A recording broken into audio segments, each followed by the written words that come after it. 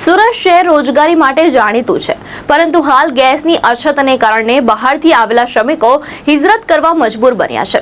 ઉત્તર પ્રદેશ અને મધ્યપ્રદેશ સહિતના રાજ્યોમાંથી આવેલા શ્રમિકોને ગેસ ન મળતા ભારે મુશ્કેલીનો સામનો કરવો પડી રહ્યો છે।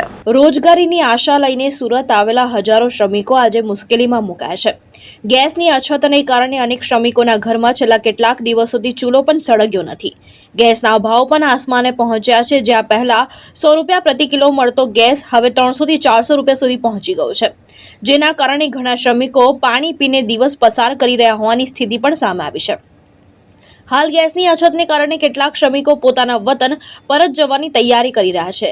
જો આ સ્થિતિ યથાવત રહેશે તો સુરतना ટેક્સટાઇલ उद्योग पर પણ તેની અસર જોવા મળી શકે છે। सूरत में रहते चिताई नाम गैस की दिक्कत हो रही, गैस नहीं मिल रही है।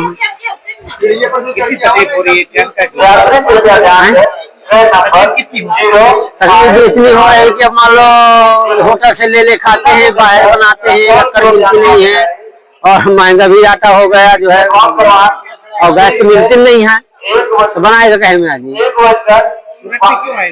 सूरत में आए थे कि कमाने लिए आए थे, जो सब कोई कमाने जाता, हम भी कमाने जाए। क्या हो रहा है? अब क्या हो रहा, वहाँ कैसे नहीं मिल रहे, मजबूरी बहुत बड़ी। आपको कितना दिक्कत का सामना किया? दिक्कत तो बहुत सामना करना पड़ा कि हम 5 दिन से जो है एक टाइम भोजन करते हैं। सरकार से यही है कि गैस सबका करे, जनता के सुविधा करे।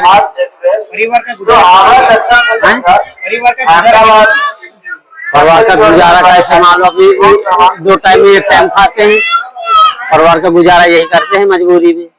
तो एक टाइम क्या खाते हो? 1 टाइम बनाया जो है, कभी दाल बनाया, कभी आलू बनाया, बस पूरा प्लेट नहीं खाया? पूरा प्लेट नहीं खाया। તકવાદીઓ દ્વારા જે રીતે ઇન્ડસ્ટ્રીયલ વિસ્તારોની અંદર તકનો લાભ ઉઠાવીને ગેસના રાંધણ ગેસની અંદર અને ઇન્ડસ્ટ્રીયલ ગેસની અંદર જે કાળાબજારી કરવામાં આવી રહી છે, ત્યારે ચોક્કસ કારીગરોમાં એક ખોફ, એક ડરનો માહોલ ઉભો થયો છે અને કામદારો દ્વારા પોતાના વતનની અંદર પોતાના પરિવારજનો વસતા હોય તો કામદારો પોતાના વતનની વાટ પકડી છે।